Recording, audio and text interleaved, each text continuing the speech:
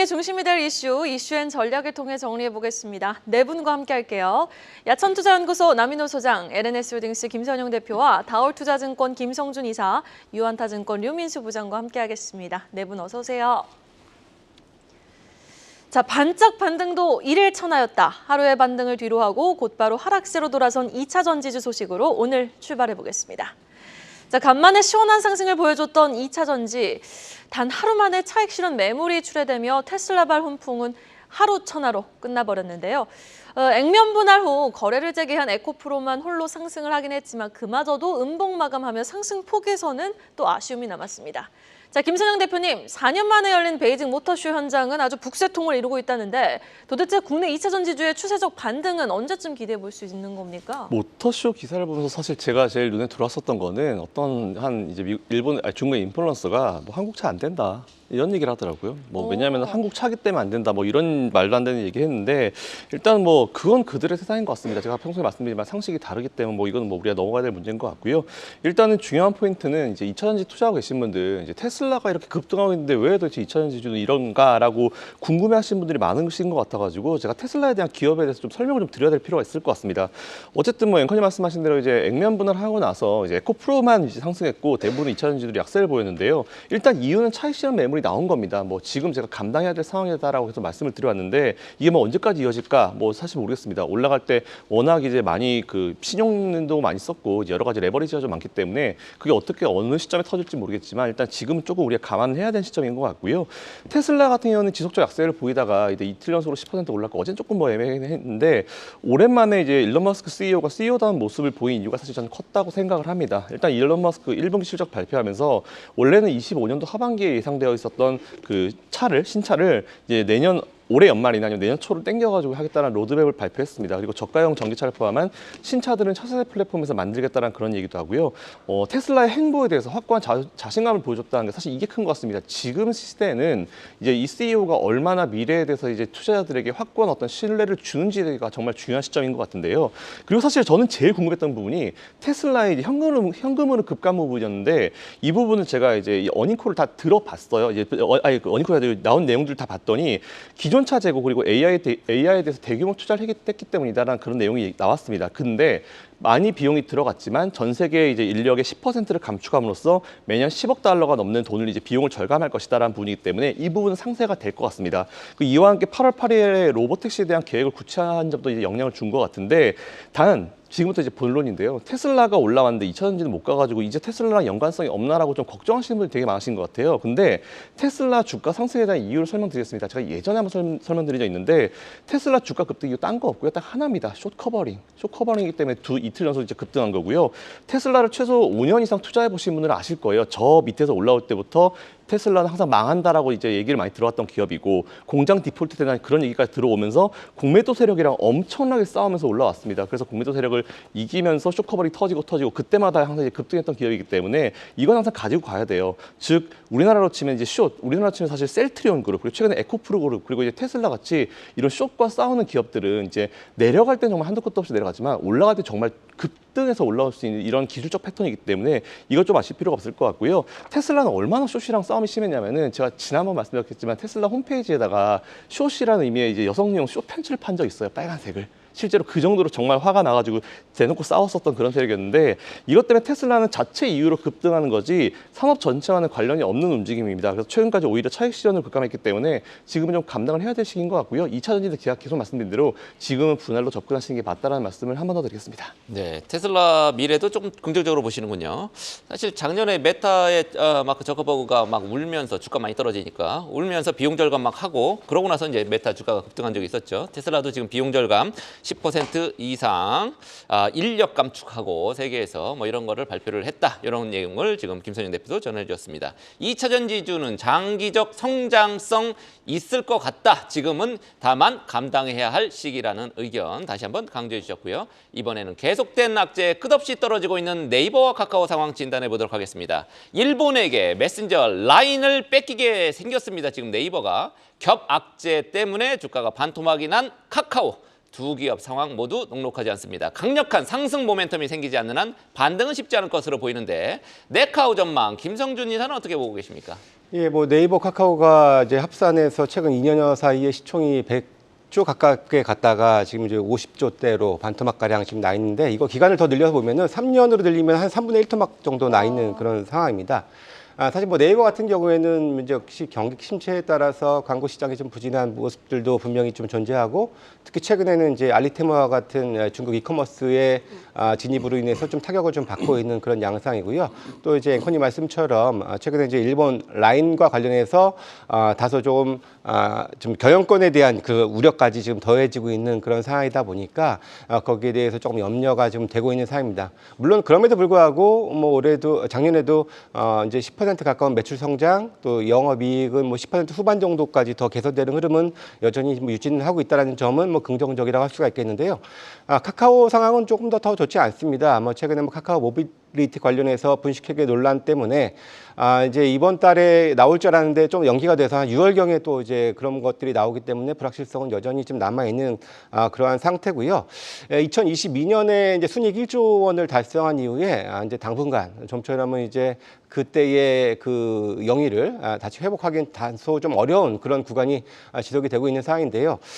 일단 이 정체를 풀기 위해서는 사실 가장 신성장 동력이라고 할 수 있는 AI 쪽에서 뭔가 좀 성과를 좀 내줘야 성장주다운 면모를 보여줄 텐데, 사실 작년에도 마이크로소프트 그리고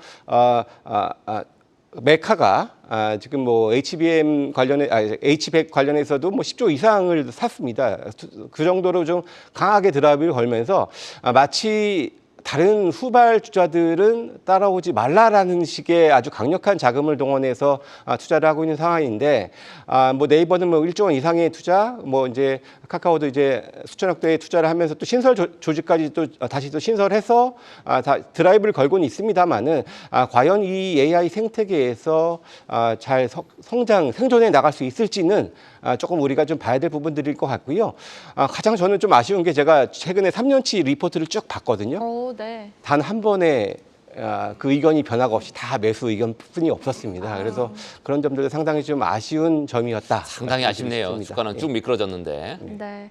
자, 그래도 네이버 카카오 다음 달 실적 발표를 앞두고 있는 만큼 과연 좀 성장 한계에 부딪힌 모습인데, 현재는 최신의 속도를 더해서 좀 주가 반등을 이끌어줄 수 있는 신성장 동력이 나와주기를 좀 응원해 보도록 하겠습니다.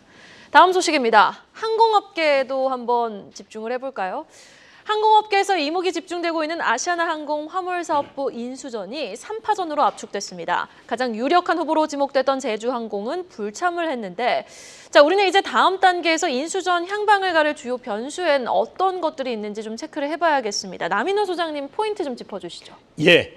여러분 모두 아시겠습니다만 대한항공과 아시아나가 합병하는 조건으로 EU죠. 유럽중앙집행위원회에서 제시한 게 있습니다. 바로 아시아나의 그 화물 사업부를 매각해라, 이거 있습니다. 아시아나 화물 사업부를 매각해야지만이 우리는 대한항공과 아시아나의 합병을 승인해 주겠다. 어찌 보면 아시아나하고 대한항공이 마지막으로 겪는 관문이라고 볼 수 있겠습니다. 그럼 당연히 사업부를 이제 매각해야 되는데, 가장 유력하게 부각되던 제주항공이 이번에 불참을 결정했습니다. 그러다 보니까는 본래 4파전이었는데 이제 3파전으로 바뀌게 됐죠. 특히 MBK, 가장 유력한 자금 지원자죠. MBK가 그동안 순위가 늘렸던 에어프리미어하고 손잡게 돼서 일단 5월 달에는 우선 협상자가 최종적으로 결정될 가능성이 높아 보입니다. 최근에 이제 주가 얘기하겠습니다. 최근에 항공주 어떻습니까? 뭐 참 비참했죠. 대한항공 고점이 35,000원인데 어제 종가 26,600원입니다. 아시아나 25,000원짜리가 어제 종가 16,000원입니다. 다시 말해서 직전 고점 대비 거의 반토막 이상 주가가 크게 내려갔습니다. 저는 이렇게 말씀드리겠습니다. 이번에 아시아나의 사업부가 매각된 것이 항공주의 상승 트리거로 작용할지 아직은 모르겠습니다. 그러나 5월 중순경에 이것이 결정이 되면은 분명히 뭔가 항공주의 변화는 나올 것이다. 그래서 여러분들 계좌 비중에 약 10% 이내에 어떤 포트폴리오는 큰 무리가 없다. 이렇게 정리 드리겠습니다. 그렇군요. 예, 대한항공하고 아시아나항공 기업 결합을 위한 선결 과제가 아시아나의 화물사포 매각입니다. 최종 승자 어느 쪽이 될지 새로운 소식 나온 대로 또 전해드리도록 그렇게 하겠습니다. 계속해서 또 다른 M&A 소식 이어가 보겠습니다. M&A 시장의 대어로 꼽히는 롯데 손해보험 인수전이 본격화됐습니다. 거론되는 매각가 2조 원대죠. 국내 4대 금융지주 중 하나인 우리금융지주가 인수전 참여에 나서기도 했는데요. 증권가에서도 롯데 손해보험의 가치를 높게 보는 만큼 관심이 모아지고 있습니다. 자세한 내용과 함께 롯데손보 주가 전망까지 류민수 부장이 전해주시죠. 예, 올해 인수합병 시장 최대 대어로 꼽혀있는 이제 롯데손해보험 매각 일정이 이제 윤곽에 나왔는데 이번 주 초에 나왔습니다, 사실은. 그래서 사실은 근데 그 전부터 시장에서는 일정 부분 어떤 매각에 대한 얘기들은 나온 상황이었거든요. 그래서 JP 모건을 매각 주관사로 하고 있고요. 23일부터 원매자들로부터 인수 의향서 받고 있는데 일단 우리금융지주가 참전을 했고요. 최대 운용사라고 할 수 있는 세계적 운용사는 블랙록이나 블랙스톤도 관심을 표명하는 것으로 지금 알려져 있습니다. 그래서 매도자는 사모펀드인 JK의 지분 77%를 전량 매각하는 이 일정인데요. JK 파트너스는 2019년에 이제 한 7천억대로 이제 롯데손해보험을 인수를 했거든요. 그래서 지금 2조 원 중후반대에서 최대 3조 원의 어떤 매각 희망가를 예상하고 있는데 그 매도자 쪽에서는요. 그래서 만약에 이렇게 되면은 거의 4년 만에 3~4배의 수익을 거두는 완전 건데 대박이네요. 그렇죠. 예. 그렇지만 대략 한 2조 전후면 흔쾌히 서명할 것으로 저는 좀 예상을 하고 있는데요. 일단은 매각 금액 논리는 이제 지난해 기준 자산 1조 3천억 정도, 그 다음에 보험 계약 마진한 CSM이 2조 4천억. 그렇기 때문에 2조 중후반에서 3조 원까지 받아야 된다는 게 논리인데요. 결국 이제 미래 가치는 CSM, 요 가치를 매수자하고 매도자가 어떤 가격 결정을 할 것인지 실사평가에 대해서 원매자가 어떻게 평가할 것인지 상당히 중요한 부분인데 CSM이 뭔가요? 예, 이 CSM이라는 건 이제 보험 계약 마진으로 이제 형성될 수 있는 이익인데 이런 겁니다. 보통 보험회사가 이제 저축성 보험하고 보장성 보험을 판매하지 않습니까? 근데 저축성 보험 같은 경우는 어떤 정도의 기간이 도래하면은 해약을 하죠. 그래서 원금하고 이자를 가입자 가져가게 되는데 이 보장성 보험 같은 암이나 종신보험, 건강보험 같은 것들인데 보험 혜택을 받기 위해서 거의 평생도록 유지하는 경우가 많아요. 그렇기 때문에 중도 해약하는 경우가 적습니다. 이런 보험 계약들을 주로 포트폴리오로 형성을 시킨 거예요. JK 파트너스. 그래서 미래 가치를 상당히 IFRS를 대비한 포석도 있고요. 그렇기 때문에 상당히 전략적으로 지금 취한 게 아닌가. 그래서 2020년에서 2020년 적자를 이룩했는데 롯데손해보험이 작년에 당기순이익 3천억대로 올라섰거든요. 이런 것들이 아주 상당히 그런 의미 있는 행보로 했던 것 같다라고 좀 생각을 하고 있고 매각 주관사 쪽도 흥행을 위해서 예를 들면 JP모건이 블랙록과 블랙스톤하고 접촉한다든가 아니면 JK이 또 다른 사모펀드 JC플라워하고 같이 이렇게 좀 접촉한다든가 이거는 역시 흥행을 위한 어떤 포석으로 좀 보이고 결과적으로 지금 국내 금융지수에서 우리은행 금융지주가 비은행 계열사가 없어요. 그렇기 때문에 기존부터 상당히 보험사에 대한 애착이 있었거든요. 그래서 먼저 인수의향 제출했고 비은행 계열사들은 여러 개가 있지만 이제 보험이 없었다는 그렇죠, 거죠. 그렇죠. 예, 예. 그리고 이제 왜 그러냐면 하나은행, 하나금융지주나 이제 신한지주 같은 경우도 보험사가 있는데 관심을 표명할 것이라는 얘기들이 있습니다. 왜냐하면 이 금융지주사들은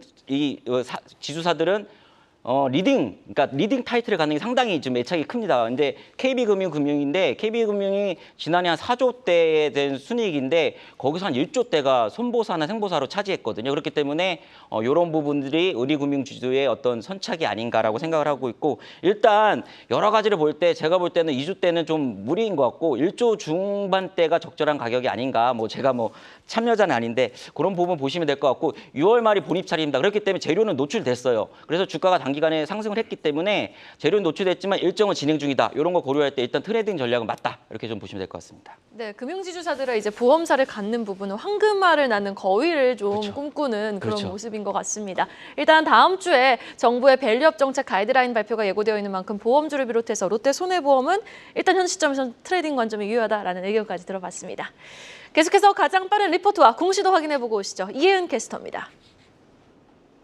오늘 아침에 나온 리포트 정리해드리는 가장 빠른 리포트앤 공시 시간입니다. 간밤 상향 리포트로는 SK하이닉스, HD현대, 코스맥스 그리고 현대차 관련 리포트가 발간됐는데요. 한편 한국투자증권은 포스코홀딩스 목표 주가를 기존의 90만 원에서 65만 원으로 하향 조정했고요. 하나증권은 어제 실적을 발표한 LG에너지솔루션의 목표가를 50만 2천 원에서 48만 원으로 낮춰 잡았습니다. 자, 그럼 이 중에서 목표가가 상향 조정된 SK하이닉스 먼저 만나보겠습니다. 한국투자증권은 SK하이닉스의 1분기 실적과 관련해 계절적 비수기임에도 불구하고 평균 판매 단가 상승으로 실적 방어가 가능했다고 전했습니다. 올해 공급 증가는 제한적일 것이라고 봤고요.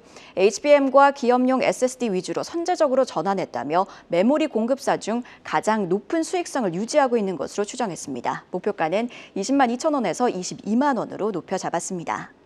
이어서 HD현대입니다. 대신증권은 HD현대 목표가를 8만 7천 원에서 9만 원으로 상향 조정했습니다. 1분기 실적 결과 자회사들의 실적이 호전됐다고 전했고요. HD현대일렉트릭의 주가 상승에 따른 지분 가치를 반영해 목표 주가를 올려잡았다고 덧붙였습니다. 2분기 그리고 하반기에도 실적이 개선될 것이라고 내다봤는데요. 뿐만 아니라 HD현대마린솔루션이 상장해도 보유 지분 매각은 없을 것이라고 진단했습니다. 다음으로 코스맥스도 살펴볼까요? 상상인증권은 올해 코스맥스의 중국 사업이 반등할 것으로 내다봤습니다.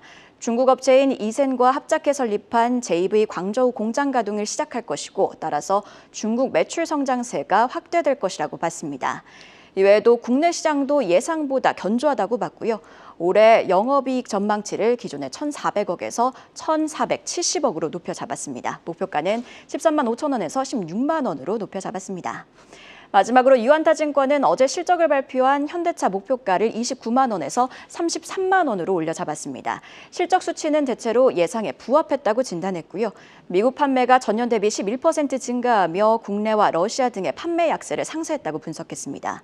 하이브리드 수익성이 전기차 부분을 만회하는 등 견조한 수익성과 함께 향후 추가적인 주주 환원 정책도 기대해 볼 수 있다고 덧붙였는데요. 지금까지 가장 빠른 리포트앤 공시 이현이었습니다. 다음 소식 실적 이야기로 넘어가 보겠습니다. 예상대로 부진한 성적표를 받아든 포스코홀딩스 소식에 포커스를 맞춰볼 텐데요. 글로벌 경기 침체의 직격탄을 맞으면서 1분기 매출, 영업이익 모두 하락한 포스코홀딩스. 컨콜을 통해서 투자 계획 변경 소식도 전했습니다. 2차 전지 소재 사업 투자 일부 줄이겠다라는 속도 조절 의사를 밝힌 건데 사실 투자자분들 입장에선 2차 전지 성장성을 보고 투자하신 분들도 있거든요. 그런 분들 입장에선 좀 실망감이 크실 것 같아요, 김선영 대표님. 보니까 제가 횟수로 2, 3년 전부터 포스코홀딩스 말씀드렸더라고요. 좋을 거라고 여러분들 매수 한번 해보시라고 맞습니다. 아무도 얘기 안 할 때부터 아마 앵커를 잘 하실 거고요. 긍정적인 뷰를 제시해 왔는데 일단 저는 기업 자체에 대한 뷰는 전혀 변함이 없다는 말씀 먼저 드리겠습니다. 하지만 이 말씀은 드려야 될 것 같아요. 기업에게 지금 뭐 하시는 건지 모르겠습니다. 어제 실적 발표하면서 진행된 IR 기사를 뒤늦게 보고 사실 되게 많은 생각이 좀 들었는데 지금 사실 지금도 사실은 이 멘트의 수위를 어떻게 할지 사실 되게 좀 속으로 되게 고민 중인데요. 우선 실적을 다 아실 테니까 이거 넘어가겠습니다. 일단 철강 실적이 안 좋은 거 당연히 엔저 등에 놓고 지금 일본 철강 치고 올라오기 때문에 이거 어쩔 수 없습니다. 하지만 엔저 언제까지 가겠어요? 이제 정리되면은 제가 봤을 때 이건 시간이 해결의 문제이기 때문에 차차 좋아질 내용입니다. 그리고 2차 전지 쪽은 테슬라발 전기차 치킨 게임이 계속 진행이 되고 있으니까 심지어 중국에서는 1,000만 원짜리 전기차도 나오더라고요. 이런 상황이니까 전기차 수요의 일시적인 감소가 나오고 있는 그런 상황인데 일단 좋은 얘기들은 그럴듯하게 되게 많이 했습니다. 누가 아는 그런 얘기 다 제쳐두고요. 평소에 너무 잘하시는 얘기들 넘기고 제가 되게 하고 싶은 얘기가 많은데 그냥 한 기업에 빗대가지고 말씀을 드릴게요. 저의 바람을. 어떤 한 기업이 있는데 지금도 되게 존경받는 어떤 한 회사의 창업주가 1983년도에 어떤 한 업종에 뛰어들었습니다. 그때 당시에 전 세계 다른 국가 1위 하던 기업이나 업종들도 정말 엄청나게 많이 투자를 이 기업 보고 욕을 했어요. 정말 망하려고 작정했냐고. 근데 결국 이분 돌아가실 때까지 그 업종에 흑자 못 보고 돌아가셨거든요. 근데 지금 계속 투자를 함으로써 그 회사가 그 업종에서 두 개의 업종에서 전 세계 30년 동안 1등, 20년 동안 1등을 하고 있습니다. 그리고 그 이후에 계속 지금도 치킨 게임을 하면서 성장을 하면서 발전하게 나가고 있는 그런 기업이 하나 있는데 제가 이 말씀을 왜 드리냐면은 삼성전자네요. 네, 맞습니다. 포스코홀딩스한테 지금 제일 필요한 거는 이런 기업가 정신입니다. 안정성 찾지 말고요. 지금은 새로 매출 구조를 만들려고 했으면은 그 매출 구조에 대해서 투자를 하고 심각하게 얘기를 해야 되지 좋은 얘기 필요 없어요. 보여줘야 됩니다. 지금부터는. 그래서 저는 오히려 지금은 투자를 다시 리프레시 시키고 뭐 하고 할 게 아니고 더 많이 늘리고 오히려 어려울 때 시장 점유율을 잡아야 된다 생각이기 때문에 저는 사실 개인적인 이런 바람을 가지고 있는데 정말 엘리트 직원들 많잖아요. 정말 일 잘하시는 분들 많은 직원들이 있는데 이런 요소를 낭비하기 너무 아까운 것 같습니다. 이상입니다. 네, 지금 엔제 말씀드렸는데 이제 달러 엔이죠. 155엔 위로 치솟을 정도로 엔화가 굉장히 약세입니다. 오늘 일본에서 통화정책회의 엽니다. 엔저 관련해서 어떤 대책 지금 안 내놓는지 못 내놓는지 모르겠습니다만 오늘 나올 가능성이 있으니까 좀 지켜봐야 될 것 같습니다. 포스코 그룹주에 대한 대응 전략 류민수 부장은 어떻게 생각하세요? 김 대표님 이렇게 얘기하시고 좀 어떤 얘기를 해야 될지 모르겠습니다. 네, 믿음을 확고하게 갖고 있다 이렇게 예, 얘기했어요. 뭐 저도 믿음은 확고하게 갖고 있는데 일단은 그 작년 7월이죠. 2030년까지 121조 투자하겠다. 그래서 그때 2차전지 상당히 붐업이었지 않습니까? 그래서 사실은 그때 포스코 그룹 전반적으로 다 랠리였어요. 퓨처엠, 인터내셔널, DX, 엠텍, 스틸레온 그 뭐 대부분의 2차전지 밸류 체인이 아닌 종목들도 있었고 사실은 어떻게 보면 직접적 연관이 없는 기업들이 있었는데 그때 사실 랠리 동참했고 그 이후에 어느 정도의 어떤 지금 후폭풍이 있는 게 아닌가라고 좀 생각을 하고 있고 일단은 전일 이번에 그 이후에 투자계 발표 이후 회장이 바뀌셨지 않습니까? 그래서 전반적으로 지금 사업 계획 수정 이런 얘기들이 나오는 거기 때문에 저는 김 대표님 의견 대부분 동의하고요. 그래서 일단은 포스코 그룹주는 상당히 저는 앞으로 전도 유망하다라는 거에 대한 대부분 동의하고요. 다만 이제 주가는 당분간 일단은 전기차 수요 회복에 달려 있다라고 좀 연관성을 가질 수밖에 없다. 뭐 이런 정도 예상을 안 하고. 하시는 것 같은데 당분간 조정이 이어질 거라고 이렇게. 기간 조정으로 저는 좀 보고 있습니다. 그래서 네. 뭐 추세적 반등이나 상승 이런 부분은 아무래도 2차 전지 관련으로 올라갔기 때문에 전기차 수요가 회복되는 국면에 좀 올라갈 것 같은데 일단 하반기에는 좀 반등을 시도하지 않을까라고 좀 생각을 하고 있습니다. 잘 알겠습니다. 자, 어제 실적을 공개한 기업들이 많았습니다. 이번에는 LG 생활건강 실적을 짚어보도록 하겠습니다. 정말 오래 걸렸습니다. 장기간의 부진을 딛고 10분기 만에 영업이익 반등에 성공을 했습니다. 매출도 늘었죠. 중국에서 회복세를 보이고 있다는데 현 시점 투자 매력도는 어느 정도입니까, 김성준 이사님? 예, 사실 최근 화장품 관련주 쪽에서 중국은 완전히 배제시켜 놓고 보는 경향들이 많이 있었죠. 특히나 주가도 보더라도 뭐 일본 관련된 매출 비중이 높은 뭐 VT라든지 아이패밀리 SC 신고가 랠리를 연일 좀 보여주고 있는 상황인데 반면에 LG생활건강은 이 기존의 화장품 매출 1위의 그런 위상이 상당히 좀 무색하게 주가가 좀 많이 하락을 했었는데요. 이번에 그래도 호실적을 냈고 컨센서스 대비 16.6% 가량의 상향된 실적을 좀 보여줬는데요. 주목할 점은 이제 중국이 최근에 1분기 GDP 성장률이 예상치보다 좀 높은 그런 수치가 발표가 됐었고요. 특히 화장품 관련해서는 2022년부터 해서 아주 그냥 대규모 할인 판매를 하면서 뭐 이렇게 손해 보면서도 많이 지금 파는 그렇게 해서 밀어내기를 많이 국내 업체들이 좀 했었습니다. 근데 그 후에 이제 재고도 일정 부분 좀 손인이 된 상황이고 특히 이 LG생활건강에서 좀 주목할 점이 이 럭셔리 브랜드 이 더후의 리뉴얼 버전이 두 자릿수의 매출 성장을 보였다라는 점이 좀 고무적이라고 할 수가 있고 다른 화장품도 한 자릿수지만 성장은 했다라는 점을 볼 수가 있는데요. 그동안 이제 다른 종목들도 마찬가지겠습니다만 중국 관련 비중이 많은 화장품 관련주들이 상대적으로 부진했는데 이제는 그래도 일정 부분 좀 회복의 지금 가능성이 있지 않겠냐라는 차원에서 좀 기대를 해보고요. 사실 이 중국이 회복되지 않았다면은 만약에 그렇다면 이제 아모레퍼시픽이 매출이 더 이익이 더 좋아질 수 있는 그런 위기가 있는 것이 바로 2024년이었는데 이번에 호실적을 바탕으로 해서 둘이 서로 이제 경쟁을 할 수 있는 비슷비슷하게 좀 갈 것 같습니다. 그래서 LG생활건강뿐만 아니라 아모레퍼시픽도 비중이 높은 이 두 회사도 좀 봐야 될 것 같고요. 코스맥스 역시도 중국 비중이 좀 있기 때문에 이 관련주들도 이번 중국발 일정 부분에 좀 회복에 한번 기대를 좀 해볼 부분들이고요. 마지막으로 뭐 이 미국 쪽도 한번 좀 보면은 미국도 역시 마찬가지로 전체 최근에 또 이제 여름철 다가오기 때문에 이제 선케어 제품 중심으로 좀 매출이 좀 증가할 것 기대가 되는 부분들이 있기 때문에 뭐 코스메카 코리아, 뭐 잉글우드랩 마찬가지로 또 코스맥스 같은 경우도 또 여기에도 포함이 되기 때문에 이런 종목들 같이 좀 눈여겨보시면 좋을 것 같습니다. 그럼 궁극적으로 중국 비중이 높은 곳을 봐야 됩니까? 아니면 미국 비중이 높은 곳을 봐야 됩니까? 저는 이제 크게 두 가지로 봐야 될 것 같아요. 첫 번째는 그동안의 괴리가 워낙에 컸기 때문에 LG생활건강이 회복에 일단 첫 번째 초점을 맞출 수 있고요. 네. 가장 밸류 싸고 올해 사상 최대를 보여질 실적이 기대가 되는 코스맥스가 다 중국, 미국 다 하잖아요. 그래서 같이 두 개 정도가 가장 좀 유망하다 말씀드리고 싶습니다. 네, 알겠습니다. 변동성 장세 속에서 화장품조 대안차로 삼아받아는 좋다는 의견 전해주셨습니다. 자, 마지막 이슈입니다. 4월 이제 3거래일만을 남겨둔 가운데 5월이면 항상 떠오르는 증시 격언 있죠. Sell in May and go away. 주식을 팔고 떠나라. 이 법칙이 올해도 통할지 관심이 모아지고 있는 가운데 우리 증권가에서는요. 오히려 5월에 반등세를 탈 수 있다는 기대가 커지고 있습니다. 그 배경 어디서 꼽아볼 수 있을까요? 남인호 소장님. 네. 유창한 발음 대신 저도 한번 하겠습니다. Sell in May and go away. 5월에 팔고 떠나라. 제가 영어는 짧습니다만 글을 만들었습니다. Sell in May and you must regret. You have to regret. 5월에 주식을 팔고 떠나라. 너는 반드시 후회할 것이다. 왜 제가 이 말씀을 드리냐? 연초 효과라는 게 있죠. 1월, 2월, 3월, 4일은 월별 플러스입니다. 근데 5월 달은 0.05% 마이너스이기 때문에 지난 23년간 통계치입니다. 그래서 5월 달에 팔고 떠나라는 것인데 이번에는 그러면 안 됩니다. 안 된 이유 두 가지 소개해 드리겠습니다. 1번, 금년 4월 달에 지수 고점 얼마입니까? 2750입니다. 어제 저점 얼마였습니까? 2550. 다시 말해서 5월 달에 하락할 지수가 이미 4월 달에 200포인트나 내려갔다는 것이고요. 다음 두 번째, 우리나라 종합주가지수, 우리나라 코스피는 뭐 때문에 움직입니까? 두 가지입니다. 반도체와 자동차가 영업을 잘했느냐 못했느냐 차이입니다. 그런데 반도체하고 자동차 1분기 실적 어떻습니까? 어닝 서프라이즈입니다. 우리가 기대했던 것보다 더 좋습니다. 결론 말씀드립니다.